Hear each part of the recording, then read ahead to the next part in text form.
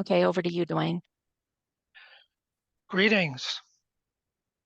I would like to thank the Moya University for the opportunity to participate in this presentation, with special thanks to Michael, BL, and Rose for their technical assistance, and of course all of you who have taken time from your busy schedules to be a part of this presentation.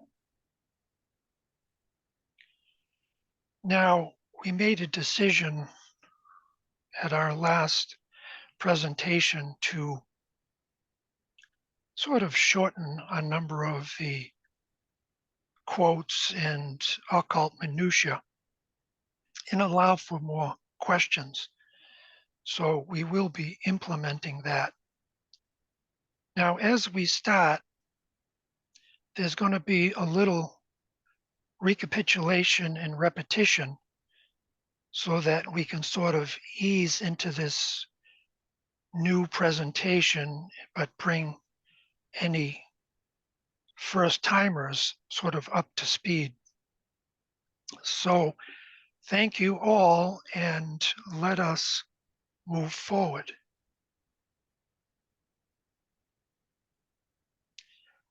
We've gone through this quote every time I've made a presentation, and I'm not going to do it in its entirety, but let's just say, jumping to the bottom of the quote that's in red, where DK says, "Until they are finally superseded next century by a newer and more adequate teaching." And I like to ask everyone how they would interpret that quote.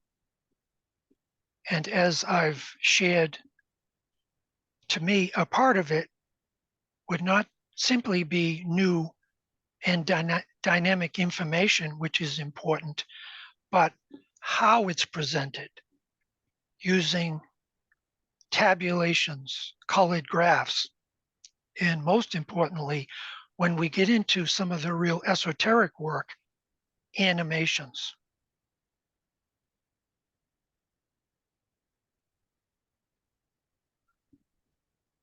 Okay, now we sort of left off talking about plasma and the new electrical theories of the universe. And we're going to present an image that really gives a contemporary view of the idea of plasma and how that it links sort of everything in the universe, particularly on hidden levels.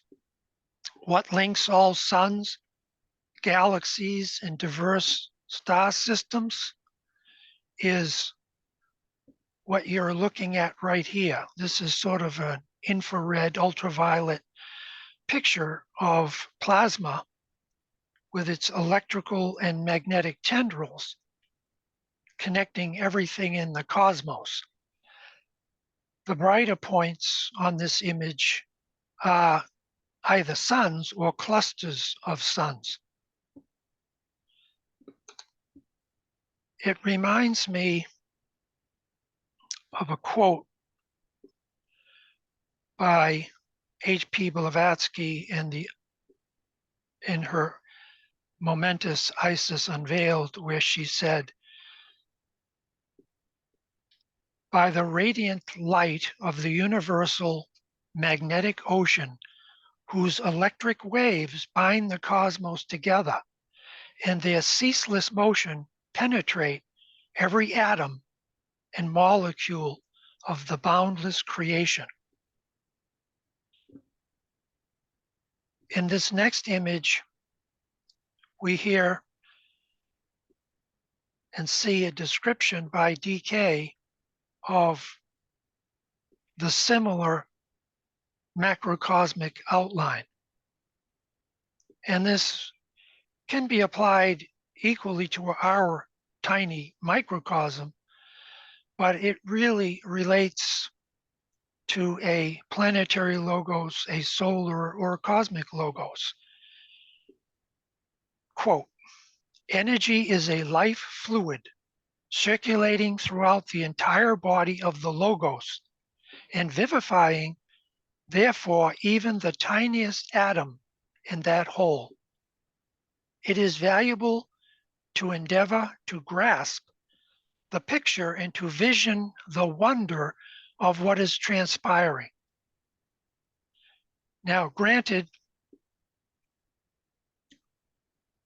that you have to be somewhat clairaudient and clairvoyant to truly not just view, but fully participate in this wonder that HPB and DK are referring to.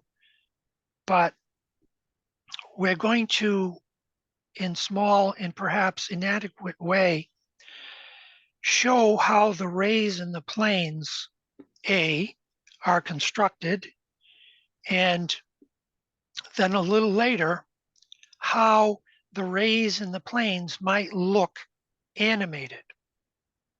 And here we see the 7 planes rotating east to west, and the 7 rays rotating from north to south. Keep in mind that the rays in the planes are spherical, and when a plane sphere passes through a ray sphere, this is when you have initiation. This is when growth and expansion takes place. Now to the next image. This is showing the same outline as we just viewed, only in a little more detail.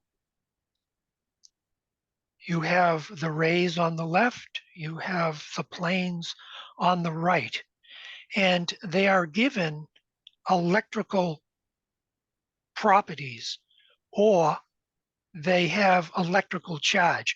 The rays are all positive and the planes are all negative or receptive. And it's the interaction of the rays and planes that cause all evolutionary growth, whether going up the hierarchical ladder of energies or descending.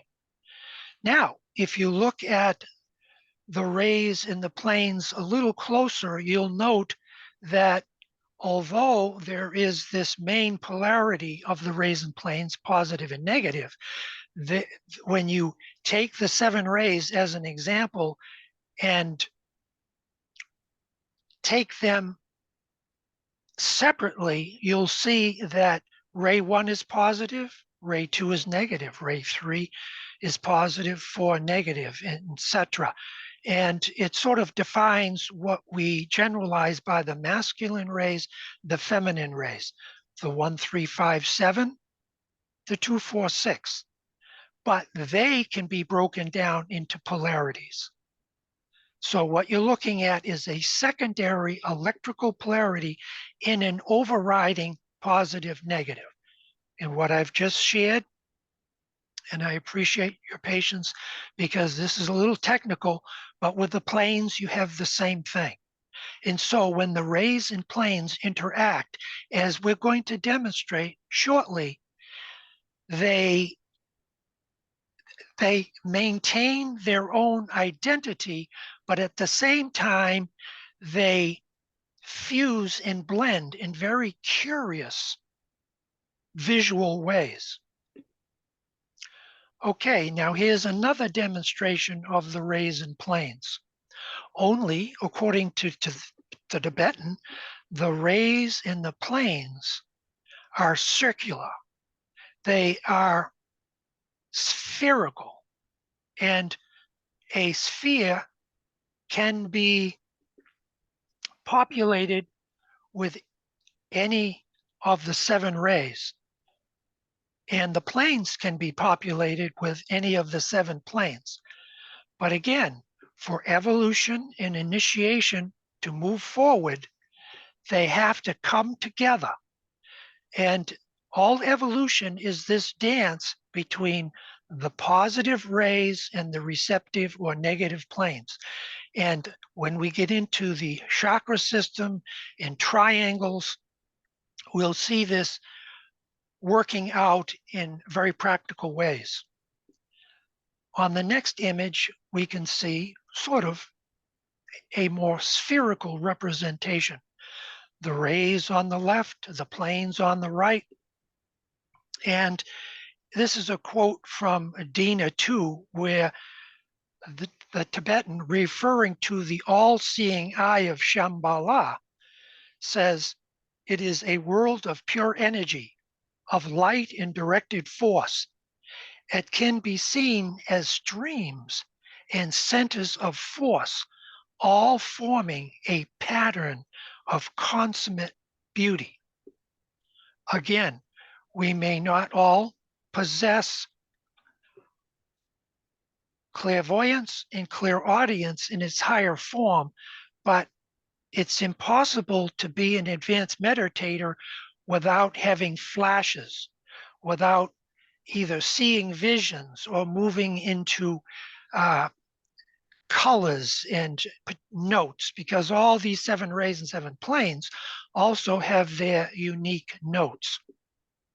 And part of the newer Aquarian, what I call, for a lack of better word, superhuman physics, will assist the disciple in what DK has outlined as their personality. It's 3 rays with their 3 unique notes, coloring the soul note with its unique color and sound, and then eventually the monadic note with its unique sound. So for all of you who have paid your dues and you've been through the 6 stages of building the Antakarana, when you get to the 3rd stage, intention, visualization, and projection, where you're using the will, you drive the personality ray with its color and note and the soul note up into the upper triad, or the one monadic life, building what DK calls rainbow bridges, which are technically of one or other of the rainbow colors.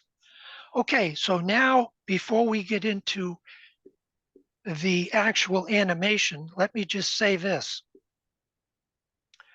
What you're going to see, and I apologize for the repetition, but this next animation is pure revelatory, because it's going to show you visually how the rays rotating from right to left in the planes from left to right, when they come together,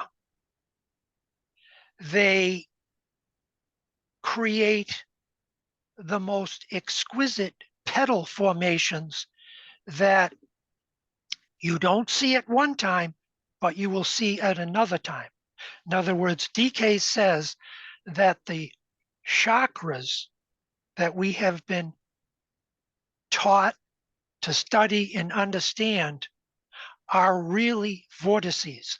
And these vortices are in motion because the rays and planes are coming together and they can't cancel each other out. And so what they do is they do this exquisite dance. And what you're going to see in this next animation is the petal formation that is formed as the rays and planes come together. And then we'll discuss it and we'll have questions. So take a deep breath and use this as a meditation.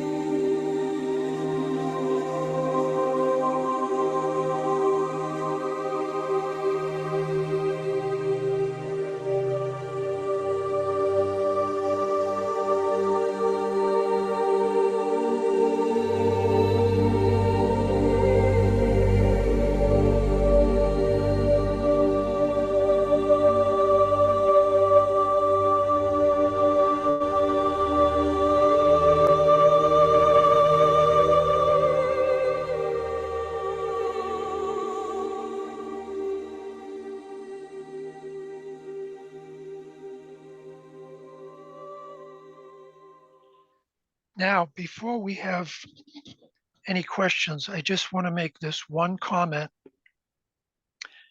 that the most esoteric truth, according to the Tibetan master Duane Carpenter, is that all is energy and energy is in motion. But the question I ask my esteemed viewer is, how do we, creatures of form, enter into those streams without some type of assist? And that's what a symbol is.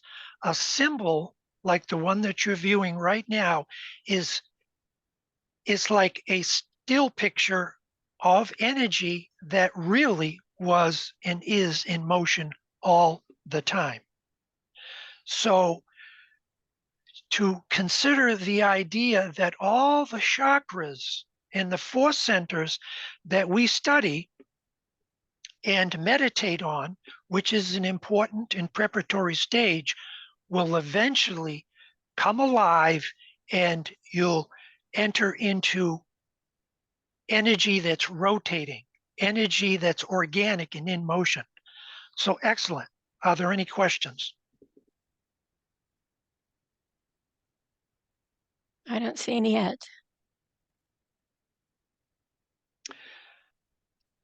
This is what a lot of the Eastern mystics call the dance. When you enter into the stream, another beautiful metaphor, you can also enter into a whole new dance. Okay, any questions? All right. We have a comment here, and I'm not sure who it's from, but anyway, it says, talk of the dark center. If Rose, you could regress just slightly, don't regress. We'll get out of our protocol here, and that's one of my glamours. I like to jump around too much. The dark center is Fohat, and it's like the center of a black hole. It's pure being, pure nothingness. And okay, this is a good demonstration right here. See that black dot that's in the very center where the rays and the planes cross over? You have 7 disks and they're black dots. That symbolizes Fohat. Every ray and plane has a point of pure abstraction. And when you study Fohat, you realize Fohat has 7 sons, or if you prefer, 7 daughters. And they are the essential point, as Michael Robbins would say, as pure being, and everything emerges out of them. So it's the know nothing, it's the unborn, the uncreated, in Buddhism, the Laya point, the Bindu point of all major religions and esoteric traditions. Great question, because you're going to see that black dot in the majority of my presentations with animations and symbols. Okay, are there any other? It doesn't have to be a question, it can be a comment. Yeah, we have a couple of other comments, but first Barbara has her hand up. Go ahead, please, Barbara.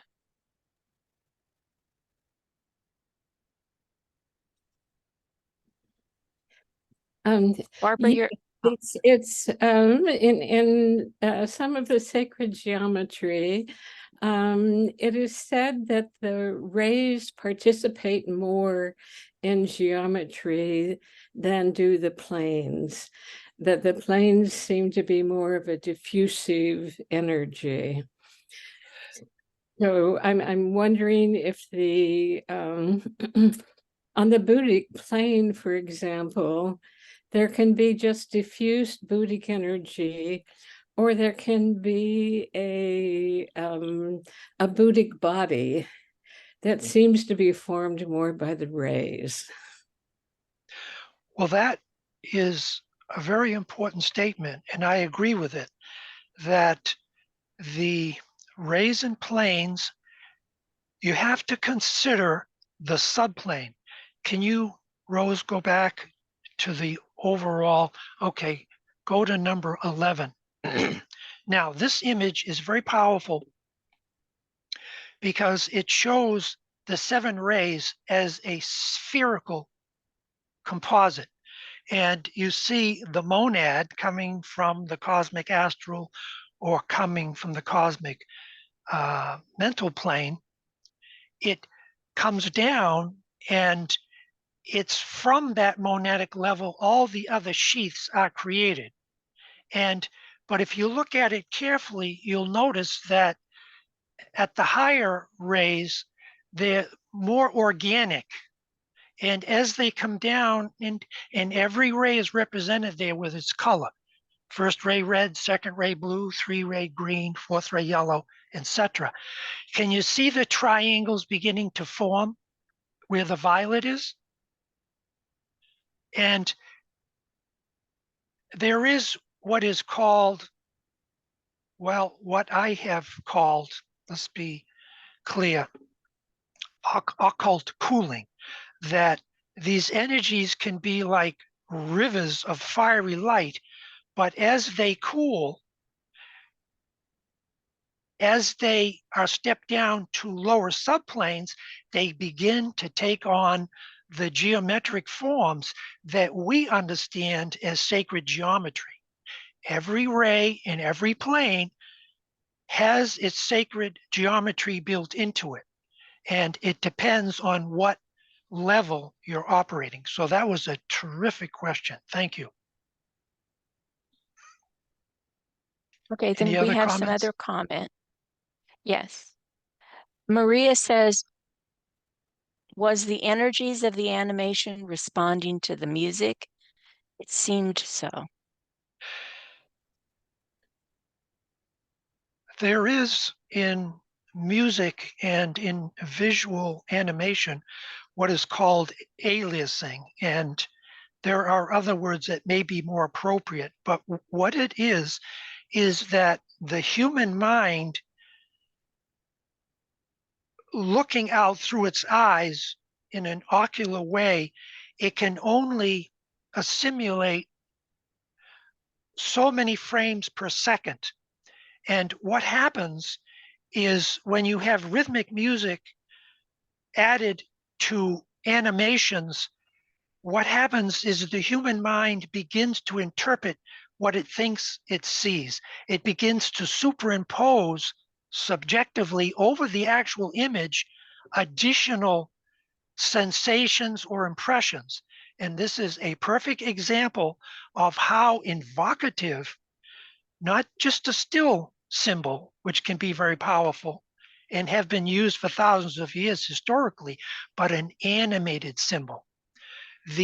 Yes, the synchronization is true, but I would add the synchronization is also in your perceptions of this, because there's a mathematics to this that we won't cover because it's way too obscure and it's actually way beyond my pay grade, but that is an excellent question. Thank you. And then Diana says, how could the dance during the initiatory ceremony of the road application? Could that be rephrased slightly? It cut out on me. Okay, yeah, I'm sorry. I think I'm having internet issues. But Diana, I'm not sure I understand. Can you clarify your comment here?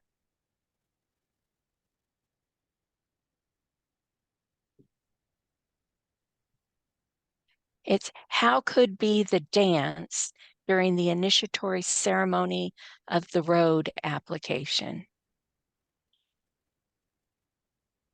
Well, this is the dance, or perhaps more accurately, it is a reflection of the dance. And it's not for nothing that Sufis in the more esoteric part of their orders, it's all rhythm and movement, and they can go into ecstasy simply by certain rhythmic motions. In other words, we're working with color and sound, but there is a whole area of mudra and advanced motions of the body that, when in sync with these inner movements, they become like a mirror. And it is the road to me. When you study the rules of the road through color and sound and animation, you find it expands exponentially what the Tibetan is trying to communicate, and by his own admission says words are so inadequate, but we have nothing else at our disposal to use. But when he made that statement, and Alice made that statement, it was entirely correct. But now, through the use of advanced holograms and fractals and animations, yes, they are not the thing in itself, but they're the next stage towards that. If second-rate people can see an image, they can duplicate it on the high mental plane. And that, of course, is where all the real magic takes place.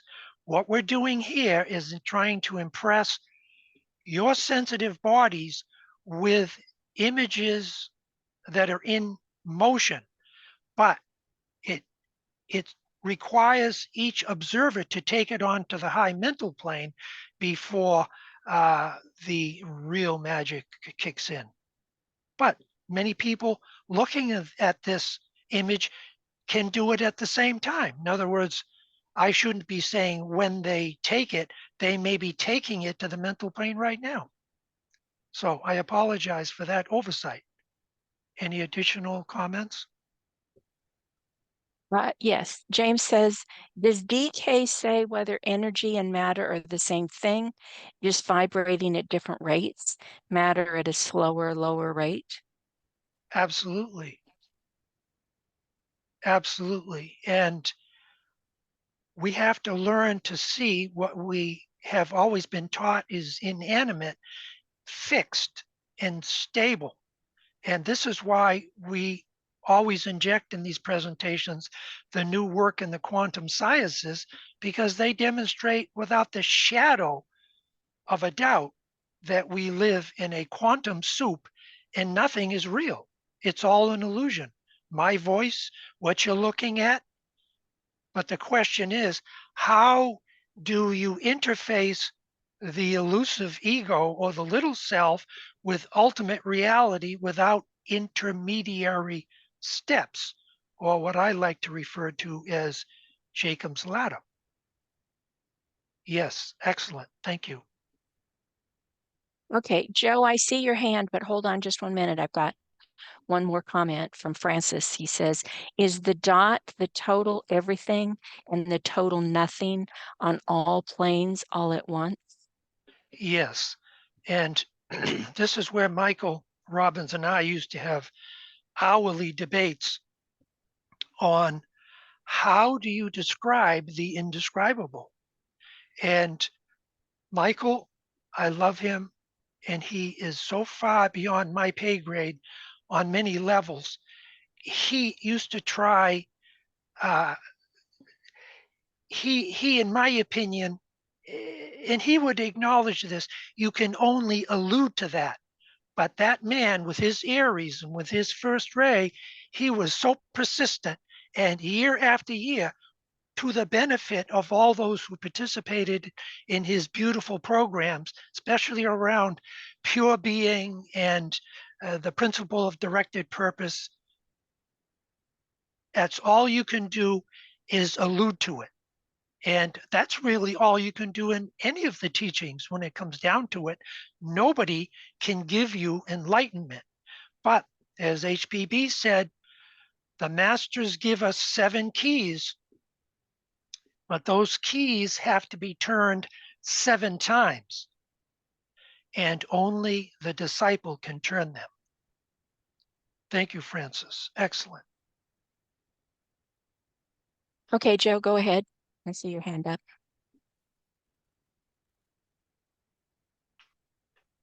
Joe?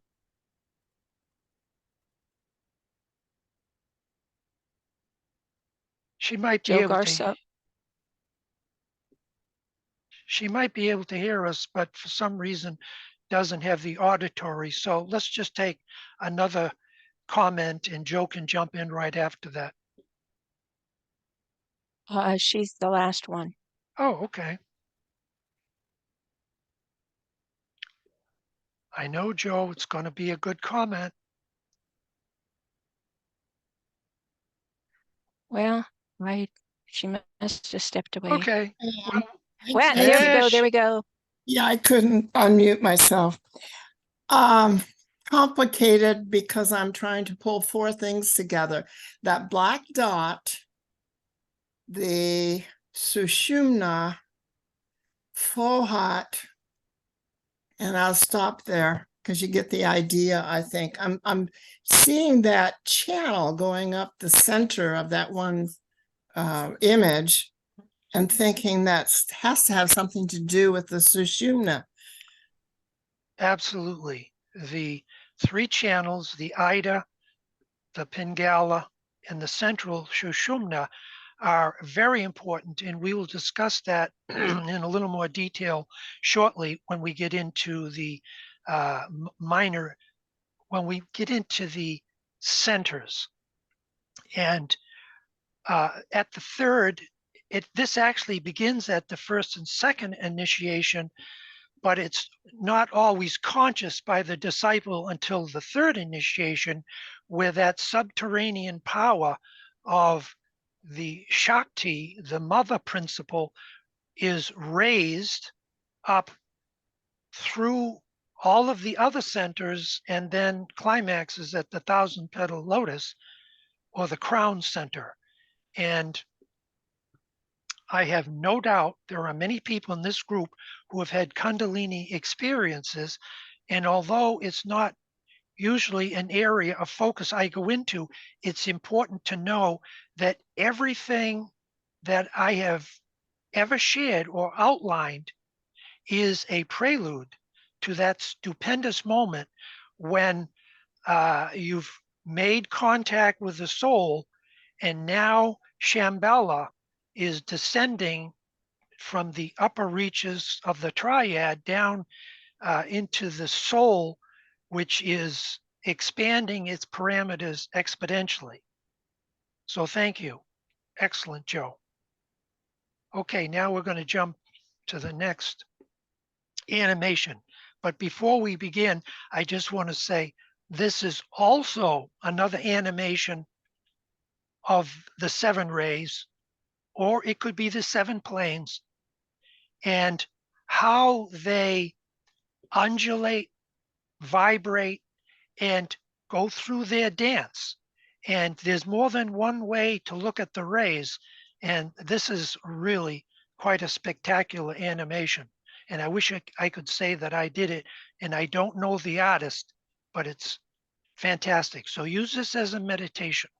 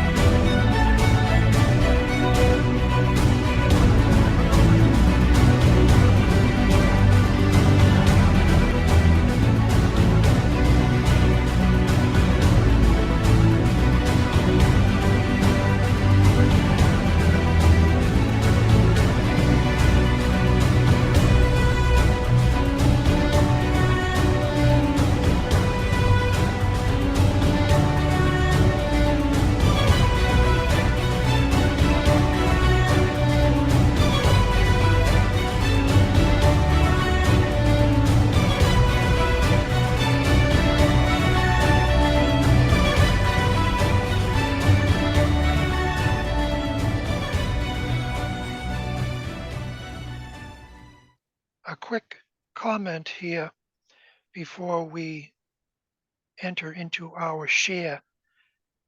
We need to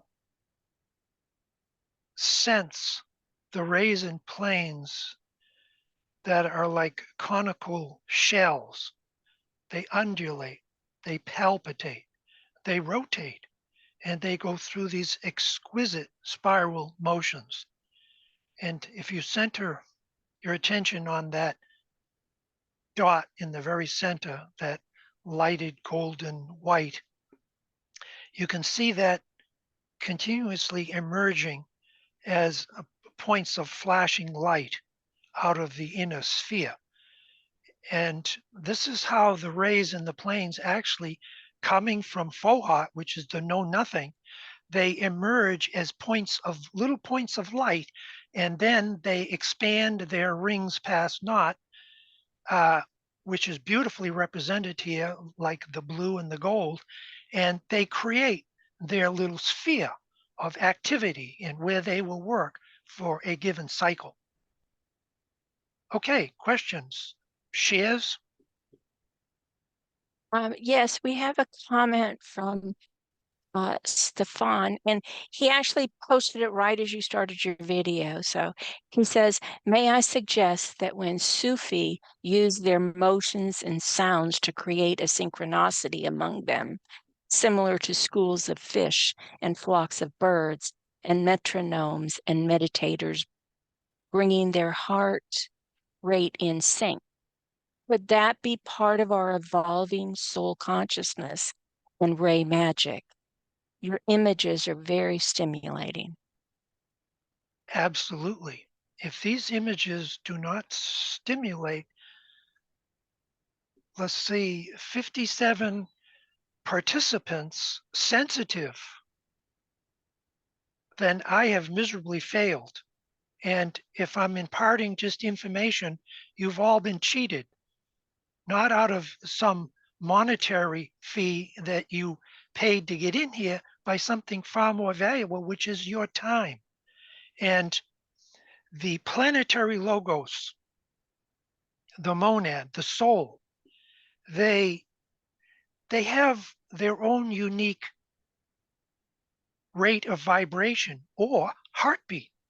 And part of this work is to synchronize not just your physical heartbeat, but your etheric heartbeat, your emotional heartbeat, your mental heartbeat in unison with the soul. And then the integrated personality and the fused soul with the one monadic life. And HPB gives the mathematical formulas to her students in some of her esoteric writings that were printed privately and just recently released. And these vibrations, the mathematical formulas are in the billions. So that's what I meant when I made the earlier statement that a lot of this is beyond my pay grade, but definitely that's a beautiful share and comment about the heart.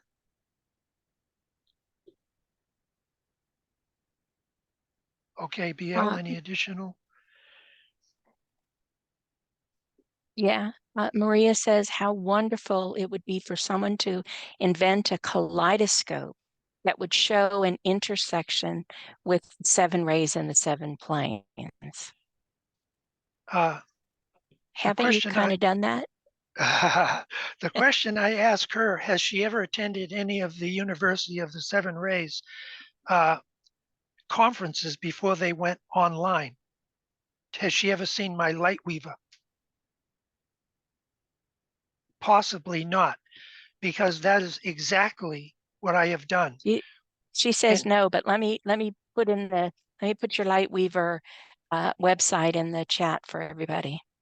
Yes, and I have constructed this machine that has the rays and the planes, and it rotates at high speed, and lights are reflected off of it, and it gives the observer a multi-dimensional sense of the rays and the planes connecting, only rather than a flat linear surface, which all of you are viewing, it is multidimensional and it's very evocative. And one day when the right people arrive and the funding is possible, I'm going to duplicate those for people to use creatively. Okay, excellent. Thank you for that question. And then Someone Joe's got else? her hand up. Go ahead. Go ahead, Joe.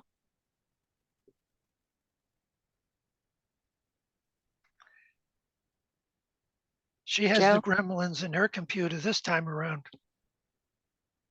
Rose and I paid our dues last time.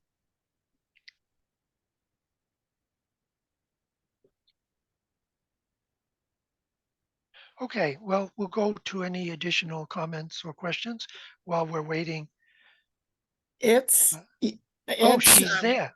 yeah, I Awesome. have to be unmuted every time. Okay, here's what occurred to me, a little experience this morning. I think we are the kaleidoscope. And then let me say that about, I think 25 years ago, I bought a Vogel, some of us will understand, piece of jewelry that was golden and had a particular shape to it. And I wore that continually for, I don't know, a year or two. It just really mesmerized me. Then I went into the jewelry box and I found myself yesterday looking for gold for a color to wear and pulled it out. Now I see the picture that you are showing us, and it's as if that gold comes up every once in a while. And what I extrapolated from that was that as we ourselves move through levels of awareness, we will again and again be aware of our color consciousness as one of the routes that people are able to use. That from that alone, if that's true, one can extrapolate, an individual meditator can extrapolate that, oh yeah, I'm revisiting this level that I was at, previously at some point in my life. Anyway, Excellent. what do you think of that?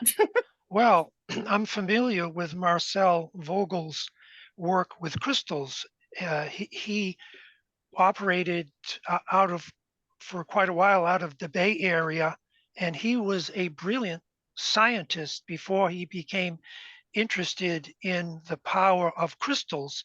And he used to cut them in his own laboratory at certain angles, and each angle represented some principle or energy or mathematical formula. And this is sort of intense seventh ray work. So, jewelry can be looked upon as just some passing glamour, but jewelry and certain talismans worn with a specific intent in mind can stimulate elementals and devas sort of on the different ray lines. And that's why there's a color for every day of the week. There's a color for every sacred stone and semi-precious stone. And it's same with aromas. All the senses need to be uplifted and refined. It's not like we go from gross consciousness into some nirvanic state. We refine our senses. And a kaleidoscope is a brilliant analogy because we are the living kaleidoscope of the soul.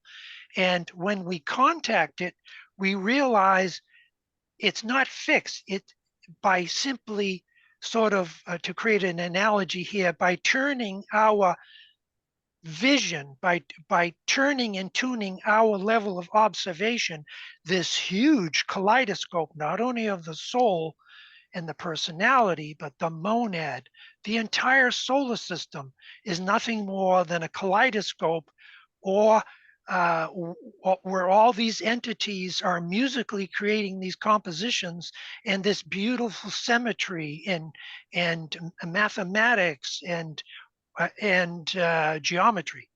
So thank you. That was beautiful, Joe. Any additional comments? That's enough for now. Thank you. Okay, we do have Rose. Rose asks if there's any recordings of the 2015 conference, and I will. I've checked with Michael Crow because I think he might be able to dig into some of the old ones. I haven't heard back from him yet. And then I think it might be Chris, the name is all messed up, says, reminds me of the Vedic churning of the ocean. The Vedic turning of the ocean. That's beautiful. Churning. Turning. No, churning, C-H. Oh, churning. I'm sorry. Churning. Well, the nirvana has been spoken of as a great sea, an ocean of light and love and beauty.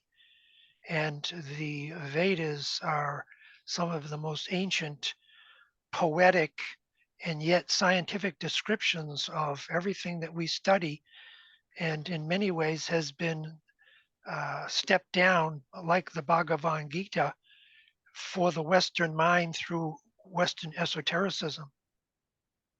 Yes, thank you, the Vedas.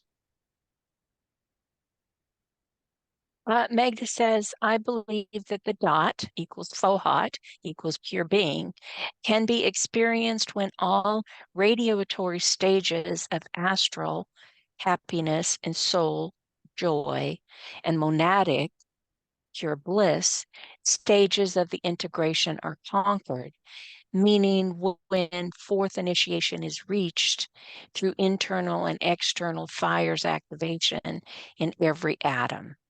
Father's and mother's breath. Excellent. Beautiful. Not only occultly accurate, but very poetic. Thank you. And then Okay. James, okay, Michael says yes, he can look to see if we have the 2015 recordings from the conference. It might show that, because that would be so wonderful to be able to show that to everyone. Okay, James gives us a website of Syneth. James, tell me how you say that. Synthesia? Synthesia? Synesthesia. Synesthesia. There you go. Yes. That. Yes. He And says it's a what's, mixing of the senses. Thank you. well, this is true. If any of you have studied synesthesia, know that we have these distinct senses, but as evolution proceeds, like the rays in the plains, they begin to run into and over each other. And ultimately, there will be only one soul sense, which will include all of the senses as a unity. And there are people who can see colors when they chew their food. There are people who can see geometric forms when they touch things, or when they hear music. And this is not all that uncommon. And most of the really advanced work with synesthesia has been done with women. And I mentioned this in our last presentation, that they've proven that there are women now genetically that have become born with an additional cone in their eye, and it just allows them to see millions of additional hues of colors that those of us who do not have that cone can't see. And we know from our study with wildlife whether it's bees who go by the magnetism or ultraviolet light to find their honey or to find their nest or return to their hive, or other species of the animal kingdom have more refined vision, like cats can see at night. Fascinating study, synesthesia. I hope I'm pronouncing that right. It's quite a tongue twister. Okay.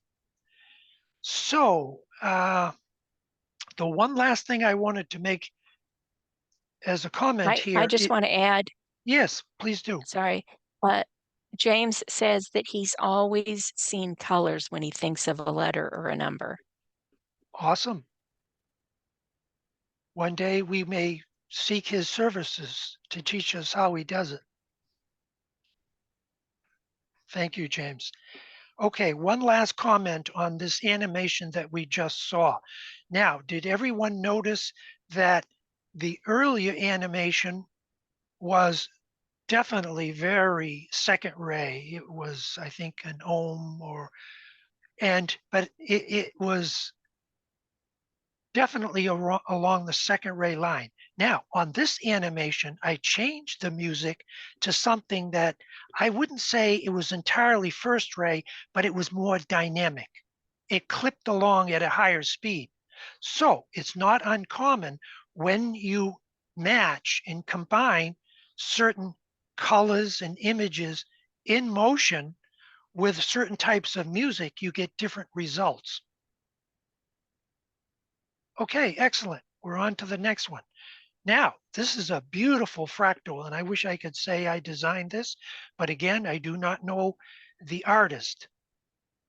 But when you look at this, you'll notice it's a fractal. You have the parent fractal upper right in the blue with the red center, and as it spirals around through rotary motion and cyclic spiral motion, because these are not just flat or linear, they're actually spherical. They spin out like conical shells from the parent, and then they in turn have offsprings that spin off from them. This is the sort of sine qua non of the comprehension of what DK called the law of correspondence and the law of analogy, where a parent coming from that dark center dot where the red is, it gives birth to these offsprings, and they in turn give birth to other offsprings, but there is always a small dot of Fohat at the center of every part of this composition. Granted, it's stronger, more powerful in the very center, the very parent that we see in the upper right. Every one of these little spin-offs has to have that germ. And Alice Bailey says there's a germ of love via DK in every atom of matter. But this is also true of active intelligence, and it's also true of Fohat. That is the tiny spark that starts this whole thing. And when you get into, you might say, I've just described the out-breath, where all these different levels come into manifestation, each one a little more grounded and a little more earthy than the one before it. That's the great out-breath. And then the in-breath is when all these separate entities have experienced what they were cyclically meant to know and understand, are drawn back in. It's the great in-breath. And when as they go back in, they fuse each into each other, each level going to a higher and higher one. And eventually they all go back to that center dot that we call, for lack of better words, pralaya, the great sleep, where there is just pure nothingness. Whereas the outer expression would be the manvantari, one of the major huge cycles of expression. Okay, so let's take a deep breath, relax, and we'll experience this sort of as an animation.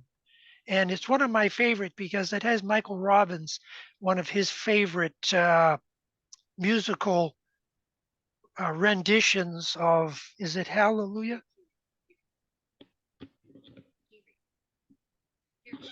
Carrie. Carrie. Thank you.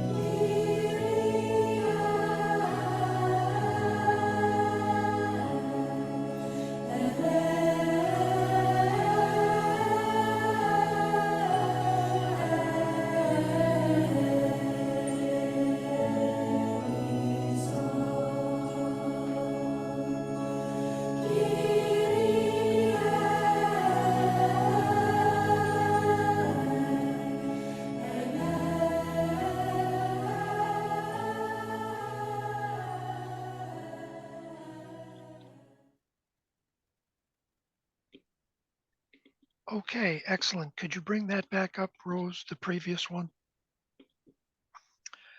I'm going to make a few quick comments about this. And so what we've just seen is this same identical image, the fractal, only we've superimposed over it a vortex sort of in a spiral motion. And it gives you, to me, a little greater depth of how the rays spiral in and out of incarnation, the rays in the planes, us, the groups with which we work, and even the masters' ashrams have their cyclic ebb and flow. So I'm a little behind schedule, so we'll take 2 or 3 questions or comments if anybody would like to, and then we'll move on a little bit.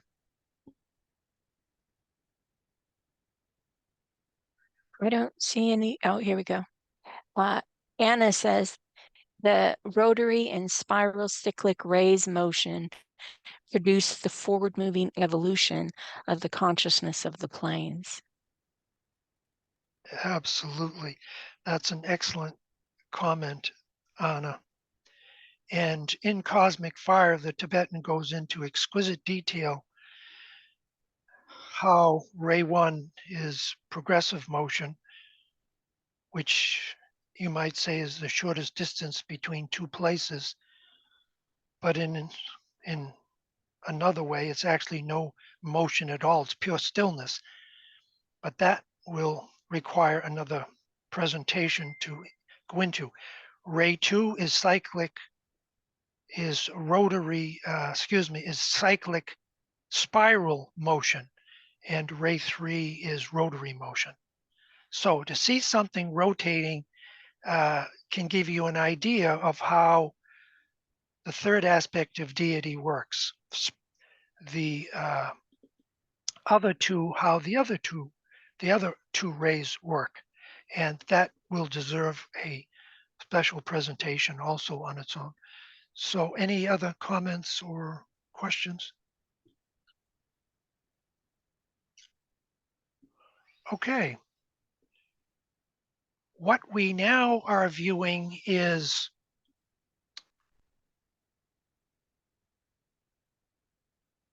the rays and the vortices as seen as the master's ashrams. And there's a beautiful quote, and I can't get it off the top of my tongue, but DK says the ashram is not a bunch of energies just floating around. He says it's a vortex with many energies in motion. So here we have the solar logos, which is a vortex in motion. We have the 7 sacred planets, which are all rotating and undergoing this dance that we've outlined here. And then from these 7 sacred planets come the ashram of the masters. Now, there are many more masters than what we've sort of designated here, but this gives you an idea. And one of the beautiful things about this chart is that when you look at the solar logoses, plural, and how they circulate around, notice they're all connected by this rainbow. Yes, Uranus, 7th ray violet, Neptune, 6th ray rose, Venus, 5th ray orange, Mercury, 4th ray, and et cetera, all the way around. But they are connected. They are not separate organisms. They are all a part of the solar logos. They are the centers in the solar logos, all vibrating, palpitating, going through their dance. And then out of that comes the master's ashrams. And they in turn, and I've shared this before, looking at the very top, thank you, Rose, if you could bring that down because I'm going to share the subplanes. Perfect. You'll notice, and we've shared this before, but this is definitely worth a repeat, that you have in Uranus, Master Rakat Z or Rakot Z, depending on how you want to verbalize it. He is sort of the master of the 7th ray ashram, working with the Maha Chohan of the 3rd ray at this time as we move into Aquarius. But there's not just one group, one Uranian group. If you look carefully, you'll see there's 7 subgroups. And if you want to get very technical, there are 7 subgroups of those 7 groups.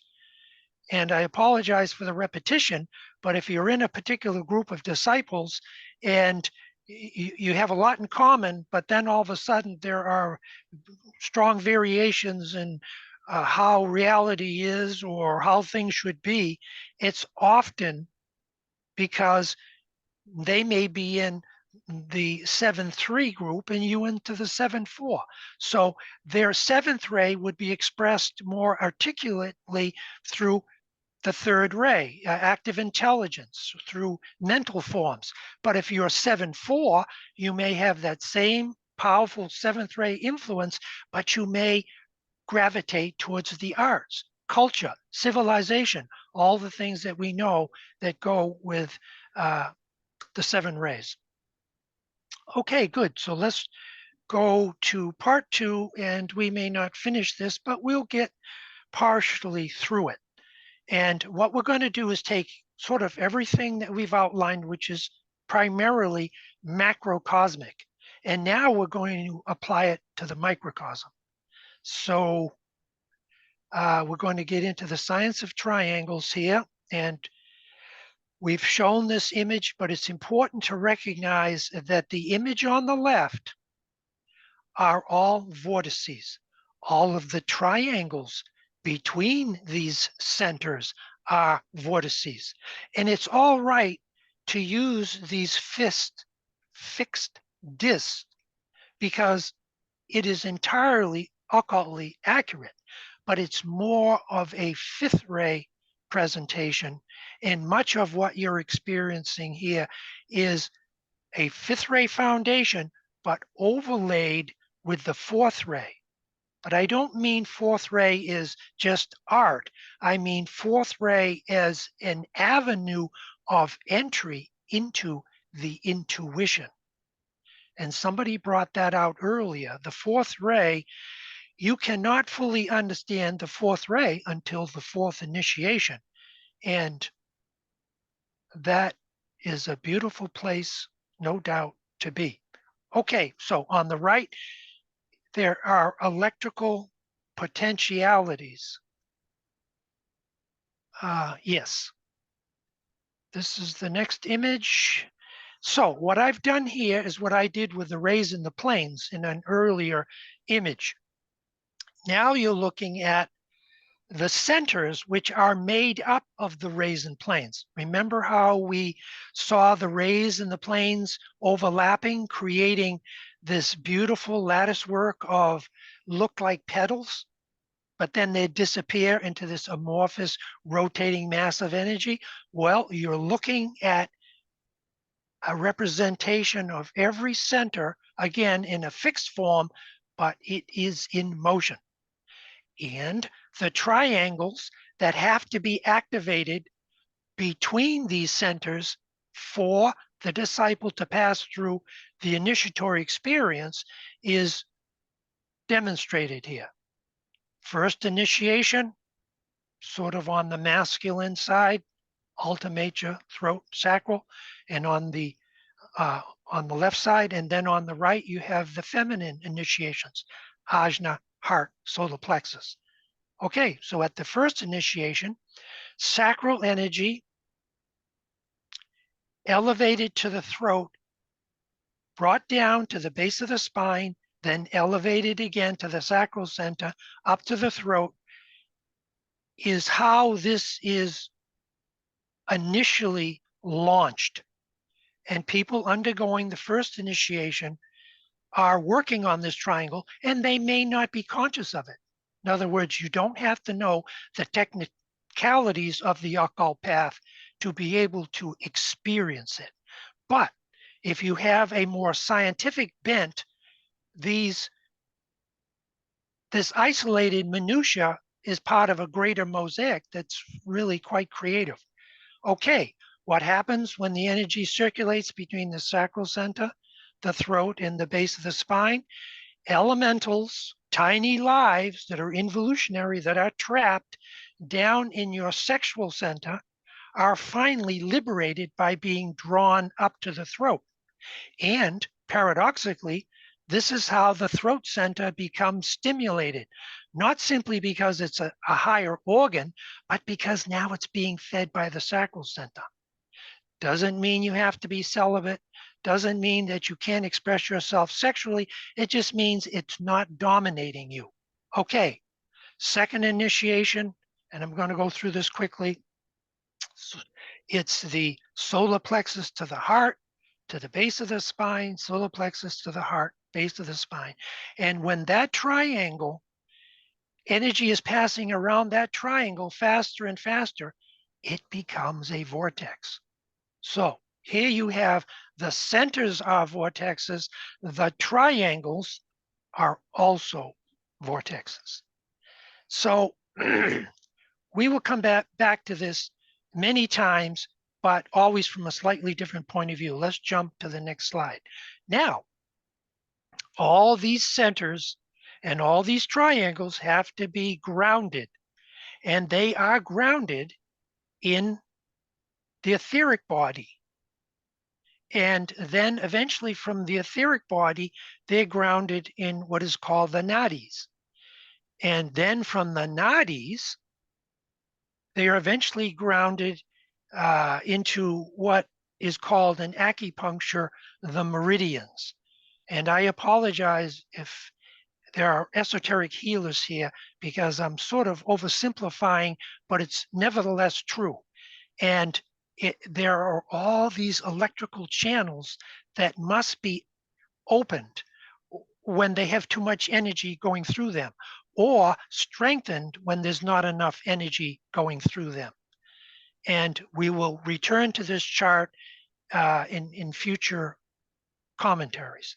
Okay, so let's jump to the next one. Now, this is going to be a short meditation, and this is a wonderful animation of the etheric body and how it distributes in constant motion this prana, chi, that you absorb from the sun, from the planet, from the people around you, and the higher subplanes from the soul itself, the integrated personality. And just visualize yourself breathing in, having this circulate through your physical etheric body, and as you breathe out, discharge any unwanted discomfort, illness, or disease that you are dealing with at this time, because this is a very short but very powerful meditation. Thank you.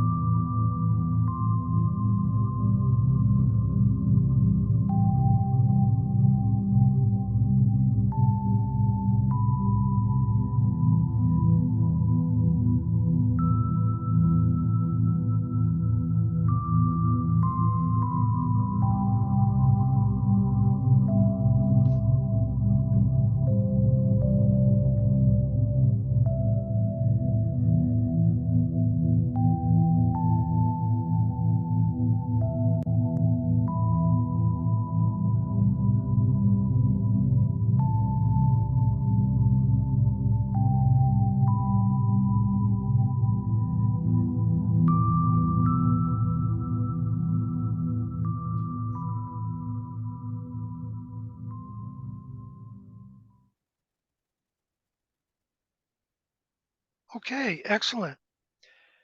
Just a quick comment before we take any questions. The etheric body is normally identified with gold and yellow and orange, prana from the sun, but in the physical etheric pranic constitution of humanity, it's more violet. But all of the 7 colors of the spectrum can be found in the etheric body. It's just those are usually considered the 2 predominant ones.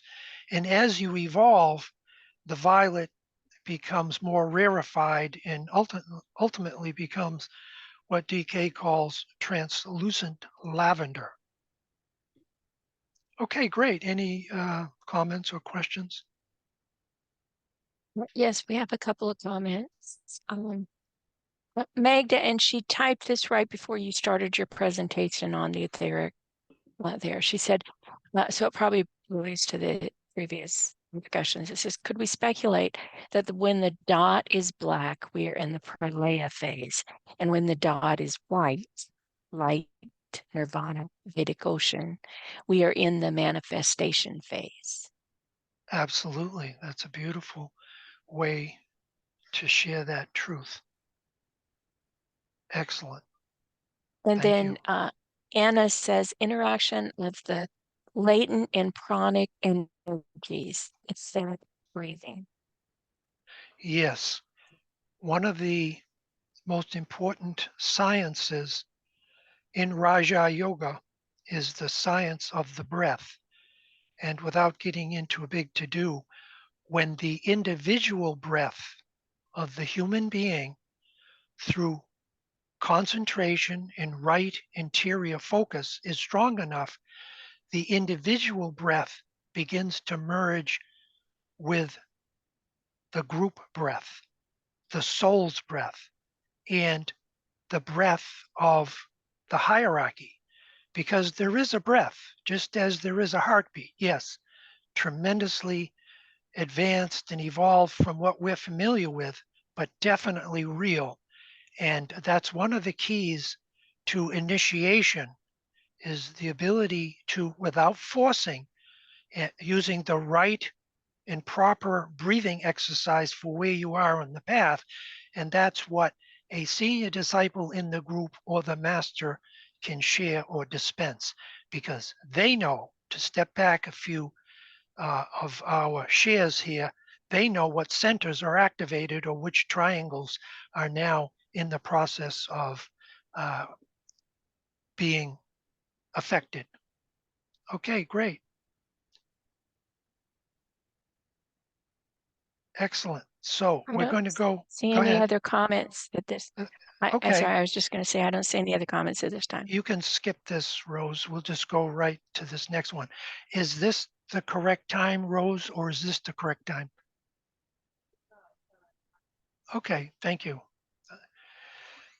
Excellent. Okay, we're going to skip. Okay, no, here we go. What you're about to see is an animation put together by a group of scientists that are pretty mainstream. And what it is, it's their take or their research on the different life streams of the human condition.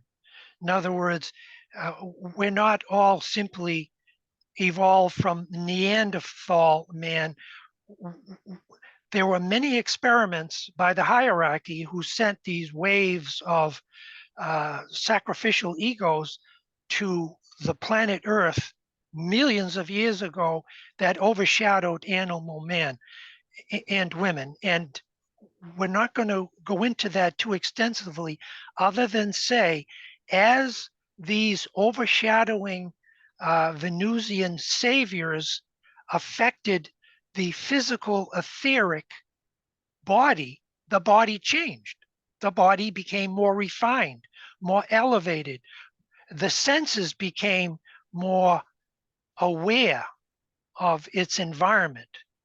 And again, this is an oversimplification, but it is nevertheless visually accurate in certain ways about the monad working through the soul, working through the integrated personality that goes back 25 million years. And science has no idea how far back this goes and the different life forms that have come forward, maybe failed, and then the hierarchy sent another overshadowing group of saving angels. And here we are today. And what a glorious thing it is. So here we go. 90 seconds of shaping humanity, starting from the beginning.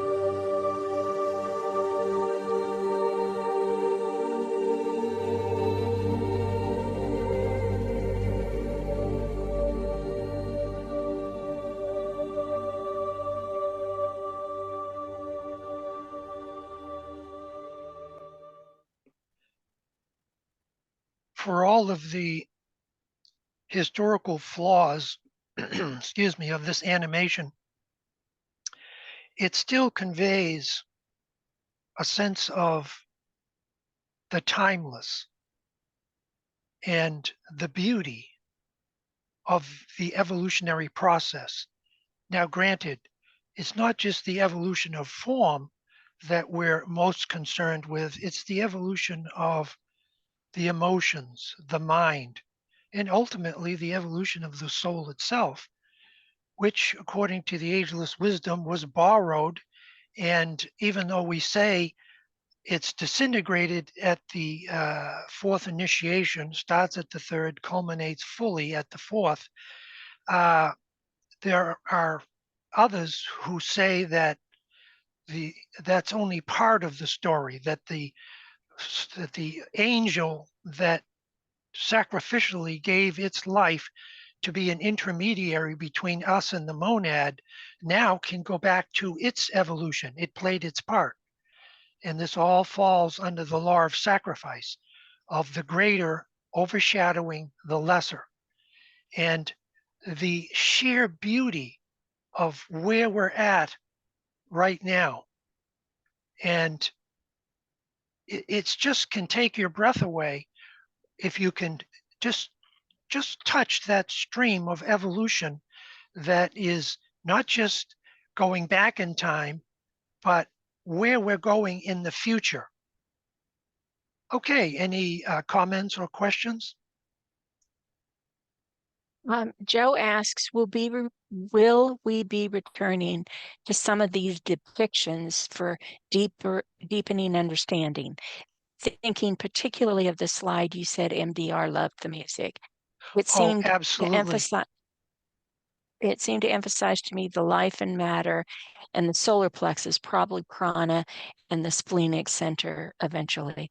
And I just want to say, Duane, I will post these video clips that you have along with the recording so people can just look at those. Excellent. Thank you so much. And Asha says, thank you for another brilliant webinar. I'm almost moved to tears. And she says, where can we get the replay, please? These webinars are on Makara. Give me a minute and I'll put the link in there. Excellent. Chris says, recently scientists were able to turn tadpoles into salamanders by exposing their, thank you, Michael. Michael put the link in for the Makara webinars. Okay, Chris, recently scientists were able to, okay, I can't stop people so I can read, okay? Go ahead. You Take your can time. scroll up and it'll Recently, stop it. You scroll yeah, up just okay. a little bit, it won't jump.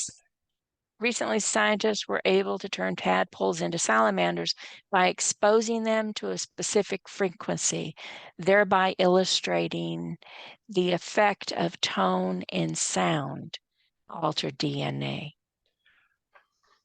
Excellent. DK says that the age of Aquarius will be characterized more by one thing than anything else, and that is the creative use of sound, not only in deep meditation, as we have referred to here, but also creating soundless vehicles that travel through the air, medicine, all kinds of technology. And sound is so important.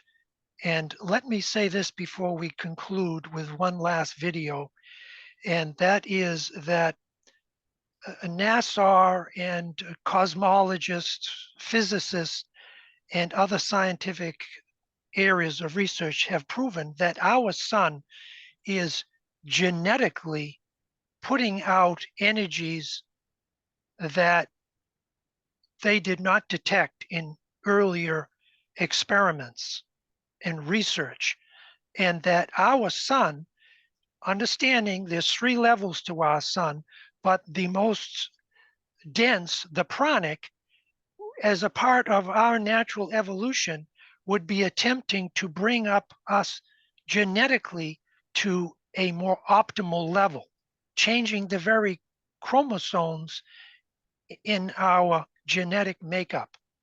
So that's a very, very, and we're going to explore that astrologically. There's going to be a couple of sessions where we get into what these outer constellations are doing, the sacred planets, and how it's affecting the planet and all of humanity within it.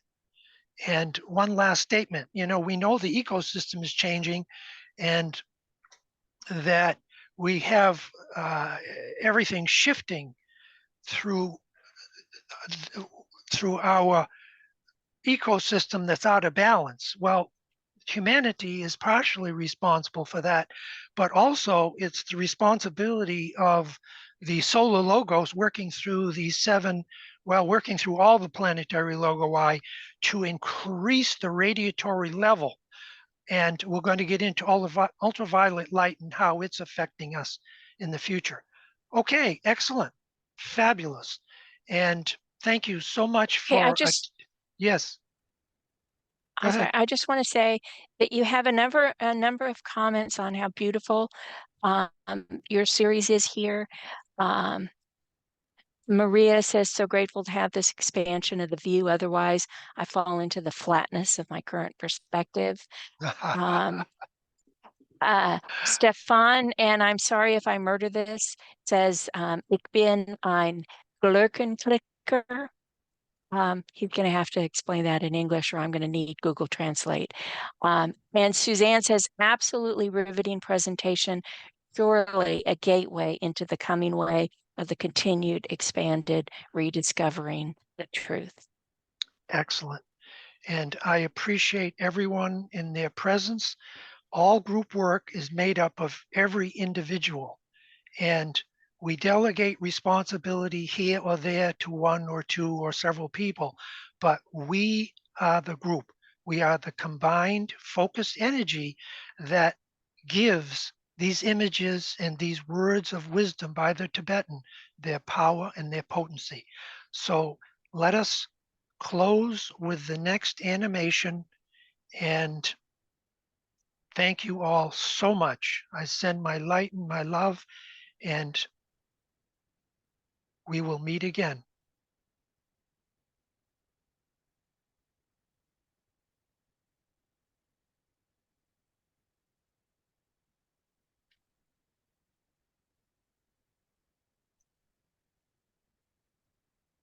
We seem to be having a small technical difficulty here, and I thank the powers of the universe for making it the last image and not the first one. Here we go. Rose to the rescue.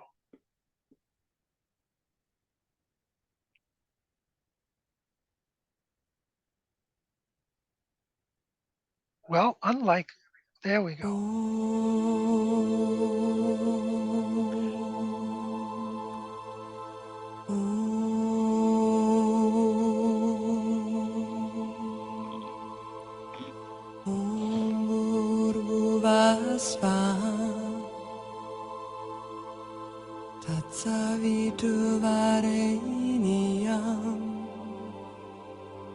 Bargo devasya limai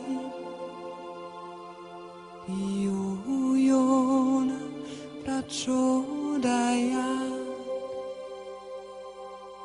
Om Bhurvasva Tatsaviturvarenyam Bargo devasya limai Yuyona prachodaya Om Bhurvasva Tatsaviturvarenyam Bargo devasya limai Yuyona prachodaya Om Bhurvasva Tatsaviturvarenyam Bargo devasya limai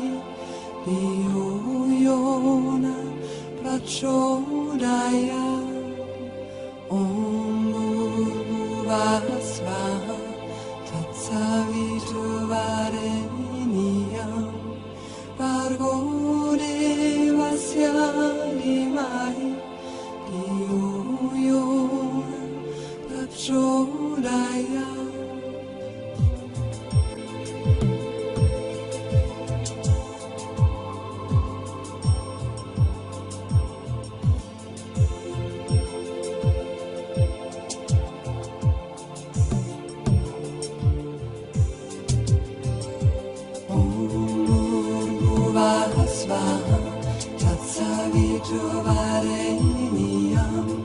Tatsaviturvarenyam Bargo devasya limai Yuyona prachodaya Om Bhurvasva Tatsaviturvarenyam Bargo devasya limai Yuyona prachodaya Om Bhurvasva Tatsaviturvarenyam Bargo devasya limai Yuyona prachodaya Om Bhurvasva Tatsaviturvarenyam Bargo devasya limai Yuyona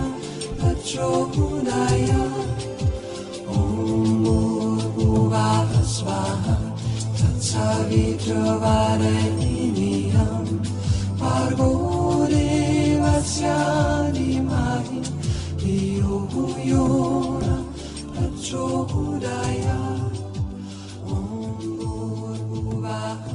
Pensavi trovare Miriam, Barbone Vassia.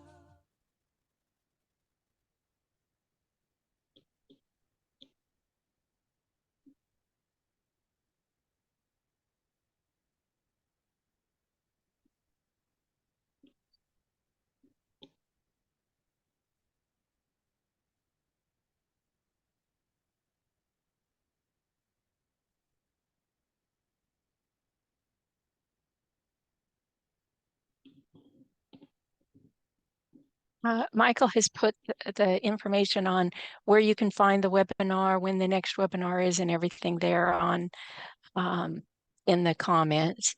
And we'll also have the announcements go out as usual every month. So thank you, Duane. You have a lot of thank yous in the chat.